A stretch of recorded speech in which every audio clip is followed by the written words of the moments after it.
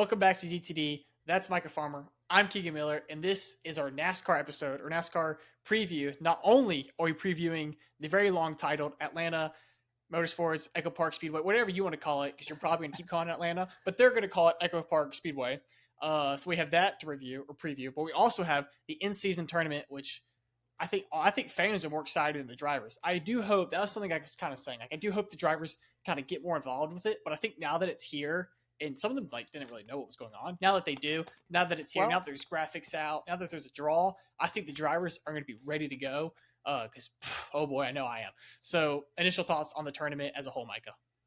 Well, they asked Chase Elliott about it this past weekend at Pocono, and he kind of was like, whatever. And they're like, if you win, you win $1 million, right? And he was like, oh, really? And he was like, nice. And so I think he actually seems excited about it now. So hopefully they can tell the drivers they win money, and maybe they'll try a bit more. But I think if you are going to have drivers that are going for it for this in-season tournament, Atlanta's going to be chaos because there's already so many big runs and big wrecks here. And then you add in I need to get past this specific guy who's 7 spots in front of me. The people are going to be making some insane moves towards the end of this race, and I'm ready for this tournament to start. And as we look at the bracket here, we'll have the graphic up on the screen for you guys to see so you can visualize the bracket. We're going to call the one with Denny Hamlin Quad 1, the one with Chase Briscoe Quad 2, the one with Chris Buescher Quad 3, and the one with Christopher Bell Quad 4. So if we start saying quads and you're not quite sure what we mean, that's what we're talking about. But the 5 races of the in-season tournament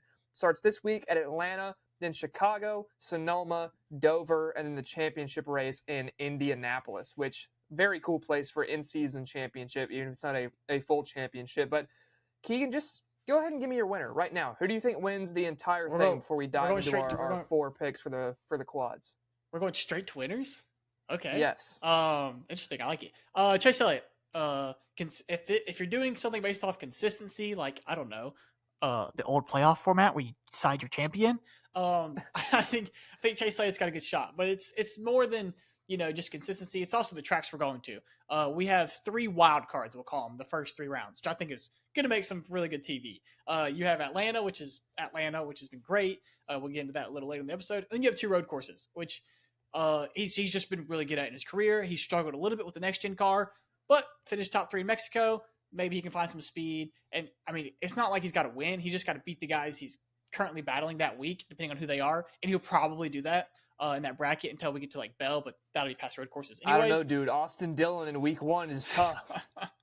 Yeah, but I know. I'm going Chase Elliott. What about you? I'm also going Chase Elliott. And a lot of it is the tracks that you mentioned already, the fact that round 2 and 3 are road courses, and then round 3 is where he could potentially match up with Christopher Bell. I would expect him to match up with Bell because Bell's opponents would be Stenhouse at Atlanta, and then if he advances, one of Chastain and Jones at Chicago, and I think Bell's a good enough road course racer to get that done. However, I've been saying for a couple weeks now, I think Chase Elliott gets his first win of the year at Sonoma, and if he does that, he has to beat Bell by that logic. So that would advance him to round 4, where he would take on the winner of the Hamlin region, and based on the tracks, I could see a world where Denny Hamlin maybe gets knocked out at Sonoma by an Alex Bowman. If Bowman makes it that far, I know Hamlin isn't the greatest road course racer, but Kyle Busch and Brad Keselowski aren't road course races either, so I doubt he'll get eliminated at Chicago, even if he isn't the best. But still, if Denny Hamlin gets to Dover, I think him versus Elliott at Dover is a super fun matchup, and then I would expect Elliott to win that, though. And then you were mentioning earlier before we started recording, how good was Chase Elliott at Indianapolis last year before the weird pit exit penalty that he got there with the blend line? So, and you mentioned consistency too. You don't have to win every week to do this. You just have to be consistently top 10, up near the top 5. And recently, that's really what Elliott's been doing. A lot of top 5 speed, which I'd never thought I'd say at the start of the year for him, and consistent top 10 finishes for Chase. So I would take him to win this. And going through the region picks, I do think Hamlin wins his quadrant. Obviously, I think Elliott's going to take his home. Then in quadrant 3 down here, I think that Chris Buescher gets this one done. And the 2 road courses are going to make this interesting because A.J. Allmendinger in round 2 and round 3 is going to be a threat if he can beat Michael McDowell at Atlanta. And Michael McDowell would also be a threat at road courses. However, if there's any driver that you can count on to consistently run top 10 at a road course in the next gen, it's been Chris Buescher. I feel like he does it every single time we go to a road course in the next gen car. So I think he is good enough to do that and make it to round 4. And then the other region, this is what I'm calling the in-season tournament region of death. And it features Chase Briscoe, Noah Gregson, Ryan Preece, William Byron, Ryan Blaney, Carson Hocevar, Kyle Larson, and Tyler Reddick. And that is just unfair, I'm going to be honest. And after Atlanta, you're going to have, in all likelihood, whoever...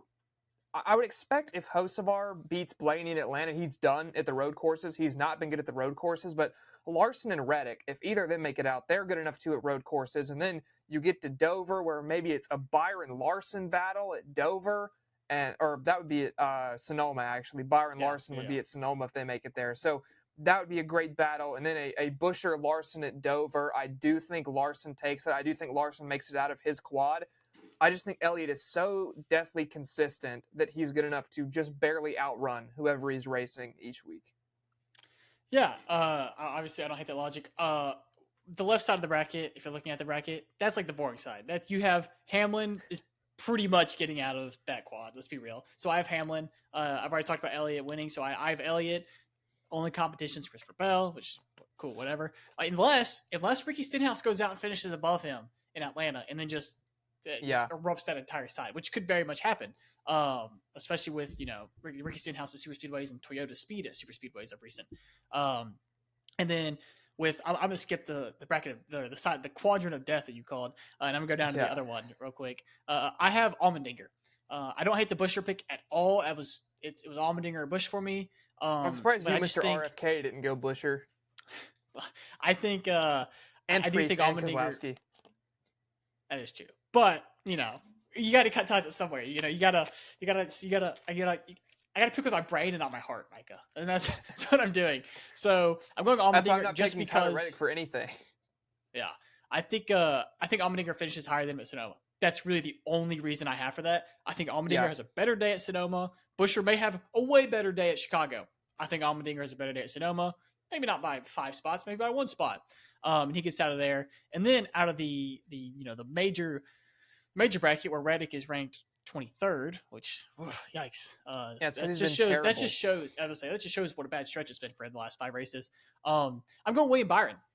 He's always super consistent. He's gotten nothing but better at road courses in this next gen car. He's got the win at Coda. So I think Byron just outpaces. I do think it will be Larson. I think he outpaces Larson at Sonoma as well. Runs well at Sonoma and moves on. And then so Hamlin, Elliott, Byron, and Allmendinger. And then I have Byron over Allmendinger for that side. So I have Elliott and Byron, 200 teammates battling it out in Indianapolis. And at Indy, I'm taking Elliott for that reason. But I do have a question for you. Do you think that during the race, drivers, I mean, obviously drivers, I'm sure they will because they have eyes and, they don't have to talk about it. But do you think crew chiefs will be like, with 5 laps to go, hey, buddy, in 2 spots, there's, like, let's say it's Gibbs and Haley this weekend. Hey, Gibbs, in 2 spots, Justin Haley's in front of you. Like, go get them. Do you think they're, like, going to be talking about that? Or do you think they're not going to care at all during the race because they're just doing their job and they'll just let it flow how it flows? I think it depends on the team. I think if it's an Alex Bowman and you're going, you have to get Joey Logano. Joey Logano is 3 positions in front of you. I don't think they're going to want to make anything crazy because they're right on that cut line.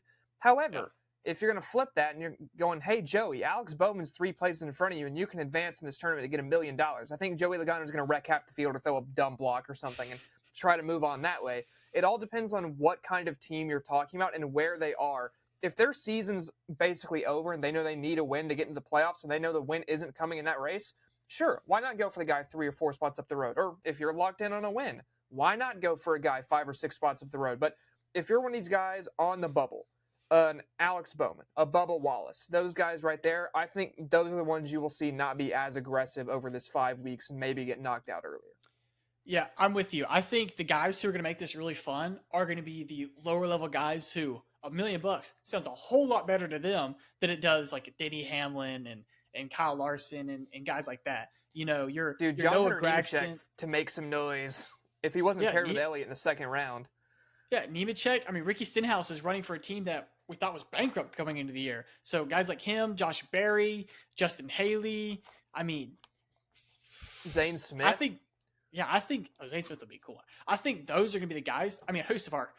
I think he's definitely going to be like he won't say this on like the radio or something, but he's definitely driving, going, "Is that Blaney? Oh, we're going to get him." Yeah, And like, if there because that's weren't just his road courses personality. in this, I would put Hocevar as a potential winner, but he is just so bad at turning right.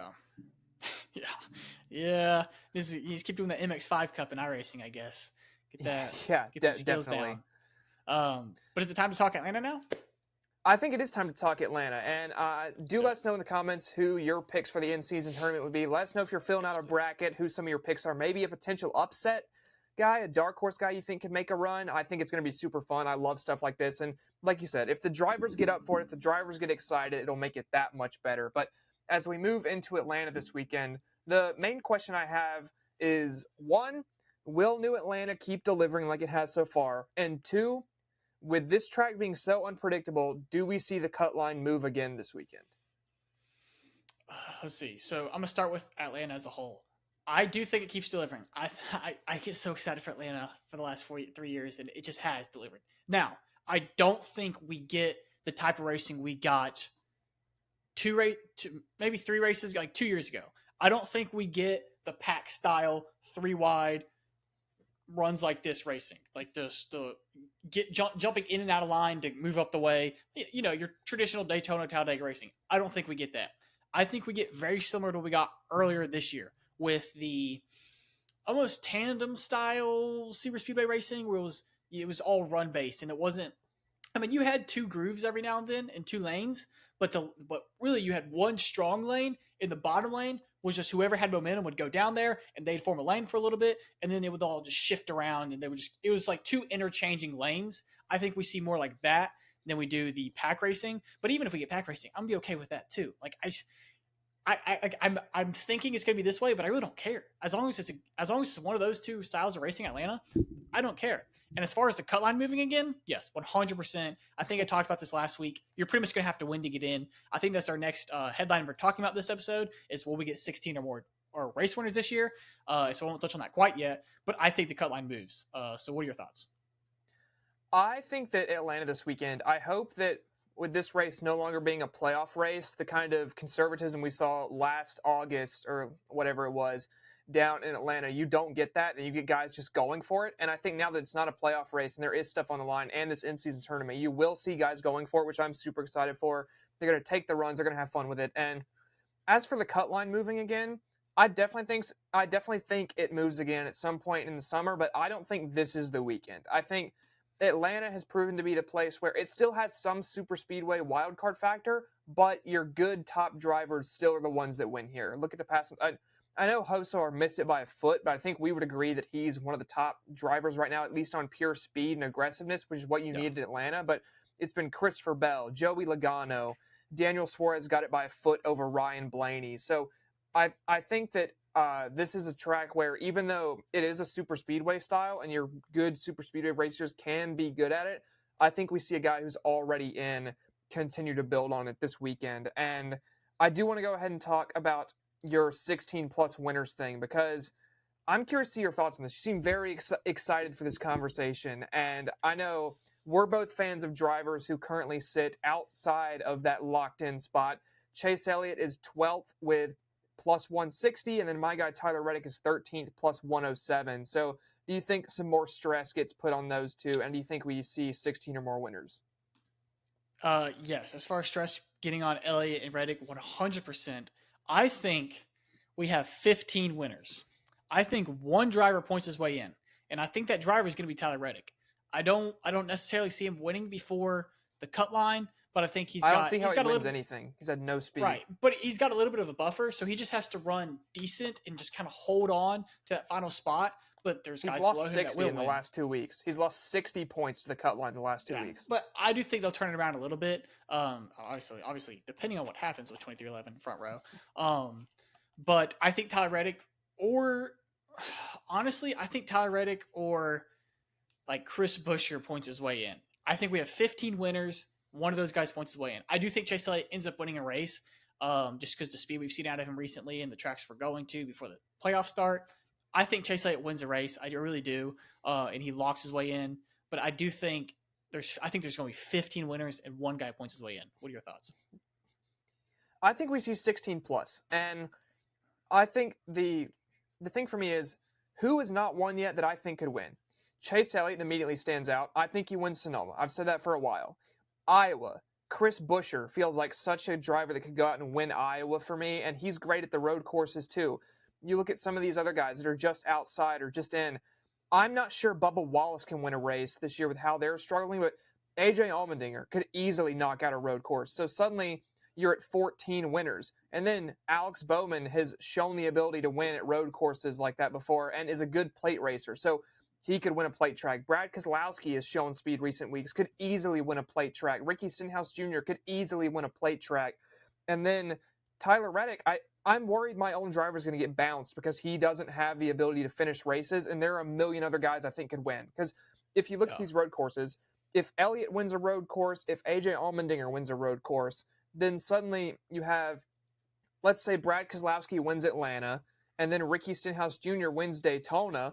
Well, that's only one more winner that you need. And if a guy like Ryan Preece or another one of these short track aces goes out and wins Iowa, I mean, I think it's a very plausible scenario. You end up with something like that. And we're not even talking about Michael McDowell. Michael McDowell could go win a Watkins Glen or a Sonoma. Atlanta. And then you get to Richmond. Who's to say Austin Dillon doesn't show up with a freakishly good car at Richmond again and actually not commit terrorism and win the race? So I don't know. I easily think we could get 16. I do think we get 16. There's too many variables. There's too many drivers that have shown up with good, consistent winning speed at the types of tracks we have left. And as a guy whose driver can't seem to finish a race this year, that makes me incredibly nervous. So as far as drivers who have already won, if you had to pick one of those guys to win another race before the playoffs, because you're saying that the guys who've already won aren't going to do much winning from here on out. So who do you think is the guy that's already won to win another race? This is going to sound outrageous, but it's SVG because there's so many road courses. Okay. Before the playoffs. So now you only have two. You have Chicago and Sonoma. Is it still SVG? And Watkins Glen. There's 3. I thought Watkins Glen was... Oh, no, the Roe was in the playoffs. No. Yeah. If you're telling me SVG doesn't win one of those 3, I think he wins at least one more. Okay, now, all right. Another guy. Is there another guy who wins or no? I think Kyle Larson has been too good this year not to win one more. Denny Hamlin is so red hot. I think one of those two picks up one more. I could easily see a Kyle Larson at Indianapolis or a Denny Hamlin at a Dover or an Iowa. Ryan Blaney's a lead at Iowa. So those guys I would say are probably my top 3, Larson, Hamlin, Blaney, of your non-SVG guys that have already won a race. But still, that's a lot of room because, I mean, if you look at the other guys who have won races, Chastain, I don't think, wins anywhere before the playoffs. Josh Berry hasn't had the speed to win before the playoffs again. Briscoe has speed right now, but I'm not so sure he has winning speed at the other tracks we're going to go to, except maybe a Dover, I could see that. Yeah. Austin Cindric has the ability to win at a super speedway. Logano, you just never know if they're going to bring a car that's 25th or 1st. You have no idea. Yeah. Byron's been cold recently. Bell's been nowhere recently. So I think the fact that a lot of the guys who have wins are on cold streaks helps out your other guys. Yeah, no, I agree with that. I don't think anybody hits 5 wins this year. I just don't see that happening. I mean, maybe before the playoffs, no one's getting 5 wins. Yeah, I was going to say by the end of the year, someone's going to, I think. Yeah. But I do think as far as guys who have already won, I think William Byron's got the best potential to go out there and win multiple races. He just kind of does this. He's really good at the start of the year. Sometimes over the summer they just kind of. I think when a team like that's been to the Final Four so much recently, when they win earlier in the year, I think at the repeat tracks that they know they'll see it again in the playoffs, I think a lot of it's collecting data, not really worried about going out there and dominating, just getting as much information as they can. Maybe even if that is sacrificing some places and just race with other cars so you know what you're getting into when you go back in the playoffs. And I think you're playing the long game, and we've kind of seen that with this 24 team, where over the summer they'll kind of just be like here and there every now and then, but then they turn it on right for the playoffs. Yeah, it's like late 2000s Jimmy Johnson. They take the summer off and show back up. Yeah, so I think William Byron, and I think William Byron and Kyle Larson are kind of my 2 guys that I could see winning that have multiple wins. And then, I mean, we've talked about Chase Elliott a little bit. If he gets a win in the next 2 weeks, there's a good chance he gets multiple wins before the playoffs. That's true. But because if he wins at Indy too, which I think we both think is a possibility. But Yeah. like you said, getting back to Atlanta, before we get to race picks, one more thing I do want to touch on is Brad Keselowski. After being interviewed by Amazon Prime after Pocono, they were asking about, well, how do you feel about Atlanta this week? Do you think that's a good chance for y'all to win? And he flat out said, we've been nowhere at Atlanta, and we're trying something all new that we think could be a positive. So you're the resident RFK fanboy here. How do you think that goes? I think it goes better. I think they run well. I don't think they get the win, but I do think. Let's see, is Brad in the tournament? Yes, Brad's in the tournament. Priest is in the tournament, and Bush is in the tournament. So let's do it this way: Brad versus Bush. I'm taking Kyle Busch. Sorry, I'm taking Kyle Busch to finish over him. Priest versus Byron. Yes. Priest versus Byron. I'll get to that later. Priest versus Byron. I'm taking Byron. I'm sorry. I have to. Priest is cooked. Buescher. Okay, actually, this one's way more interesting than I thought. Buescher versus the Todd father at Atlanta, which is at Atlanta. At Atlanta. Yeah. That's more. I'm taking Buescher, but that one's a lot. Yes, and that gets scary too, because that's a Cinderella. If Gilliland upsets Buescher there, suddenly you head into Chicago with a potential front row matchup between Zane Smith and Gilliland, because let's not forget Zane Smith fasted Atlanta too, so that could get interesting. I still think Buescher survives, but that could definitely get interesting. As for me, I don't see a way. I'm not going to phrase it that way. I doubt that Kyle Busch manages to find enough good luck to move past Brad Keselowski, because I know he was really fast at Atlanta and almost won Atlanta last spring, but there is no luck in the 8 car right now, and you need luck to be even semi-good, and they just do not have any. Yeah, I think I guess we'll just segue this into our picks. I'm not taking Kyle Busch as my pick, and I'm not taking him as my hot take either, because I'm not. For the viewers at home, a look behind the GTD curtain here. Keegan originally did put down Kyle Busch and then backspaced it. Yeah, so just because I want to take him so bad, and me and you both fell into this hole late last season, just wanting to pick him every week, and then watching him be so close to the playoffs, and then it not happening. And I feel like I'm falling back in.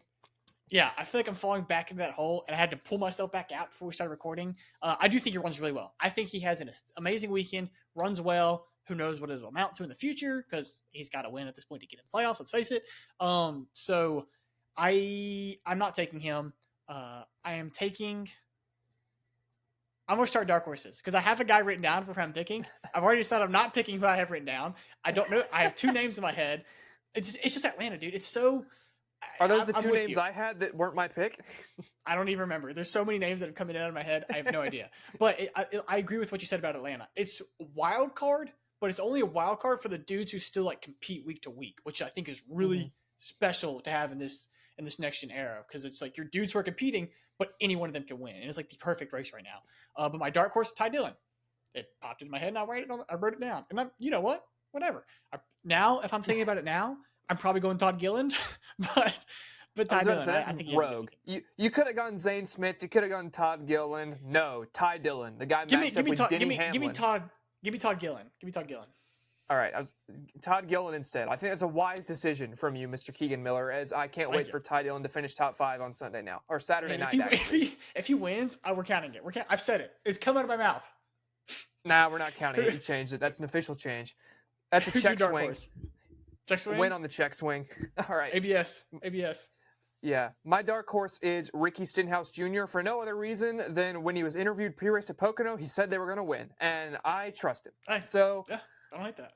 I'm going Ricky Stenhouse Jr. I think that this would be hilarious, because he would knock Christopher Bell out of the in-season tournament, which then helps my Chase Elliott prediction a lot. So I think that Stenhouse is going to do well here. He's a great plate track racer. I know that super speedways now, it's not really plates anymore, but Stenhouse Jr. is so good at these super speedway tracks, making moves, taking runs, good at blocking until sometimes he goes a little too far. But we've seen him be more controlled in the recent years. So I like Stenhouse to get this done, and I'm going to give you a bit more time to decide on your pick, and I'm going to go ahead and say my pick for this one.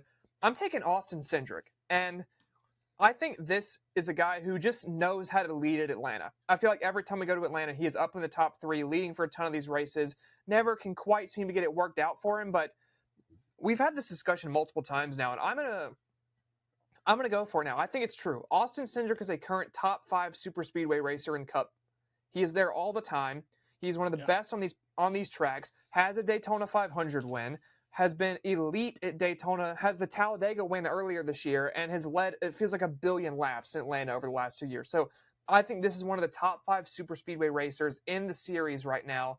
And he's putting together a career year right now, has really had a ton of speed, has been the second best Penske car this year, in my opinion. I think Joey Logano is just not consistent enough to get that, despite both of them having 1 win and Blaney with 1 as well. But I think Cindric gets his second of the year and becomes Penske's wins leader on the season once again. Interesting. I don't hate that pick at all. I do think so the guy I have written down in the document is Joey Logano. I'm throwing that one out the window. That's not happening. Okay, it's not. I think he won Atlanta last time because everyone was conservative, and he's he didn't like. That's not really his style. Especially with where he was in the playoffs, he kind of needed wins to move on. So I'm throwing Joe Logano out the window. Now the 2 names I narrowed it down to were Alex Bowman and Ryan Blaney. Blaney was one of the other 2 I had. Okay, in Bowman I was kind of like, well, he had the hard hit, before Mexico, and then in Mexico he ran well, but his interview was kind of a little scary, and then he comes out and runs well at Pocono. So I'm like, okay, Alex Bowman runs well at Daytona, should have a Daytona 500 win, depending on who you ask, but that's the other topic for another day. And then Ryan Blaney, Penske car at a super speedway. Need I say more? It's Ryan Blaney. But I have to pick one because that's how the show works. So Alex Bowman or Ryan Blaney. I don't have a coin, or I would flip a coin. Brian Blaney. I'm gonna think of a number. I'm gonna think of a number, and you say whether you want 1 through 5 to be Bowman or 5 through 10 to be Blaney, or like whatever. I have the number already, so just say whatever you want. Okay, so 1 through 5 is all right. 1 through 5 will be Bowman. 6 through 10, Blaney. The number was 7, so my favorite number is 7. You're now picking Ryan Blaney this week at Atlanta. We're very decisive here on GTD, as you can tell, as Keegan changed literally all of his picks and then tried to check the second change. Yeah. So Ryan Blaney and the Todd father are getting it done this weekend. Yes, I'm going to change this in the document so I don't forget. Yeah. Ryan Blaney and the Todd father. That's all we have to talk about with Atlanta. Make sure you turn into our last episode about Pocono. It was for a race that not a lot happened on track. There's a lot to talk about. So go tune into that one. And then F1's back this weekend at the Red Bull Ring in Austria. Always a fun race. We'll see if anybody gets into anybody this week, like an orange arrow into another orange arrow, or an orange arrow into a Red Bull, or an orange arrow into the fence, or an orange arrow. Why are you calling them orange arrows, by the way? I'm curious. You've done that for like a week now. I don't. They're orange and their logo's an arrow. Orange I don't know, because like Mercedes are the silver arrows, and then in IndyCar they're Arrow McLaren. But then there used to be an old F1 team called Arrows that had an orange paint scheme, so it just seemed funny to me. Yeah. Sometimes I'll call Ferraris ponies as well, because I think that's just like a southern thing down here. They'll call Ferraris anyway, ponies this has been a very chaotic and nonsensical into the Atlanta preview, but thank you guys for tuning in, and I hope you enjoyed the crazy ramblings over the last 5 minutes. But that's been Keegan. I've been Micah. Check out all the other content from this week, and we'll see you next week on GTD.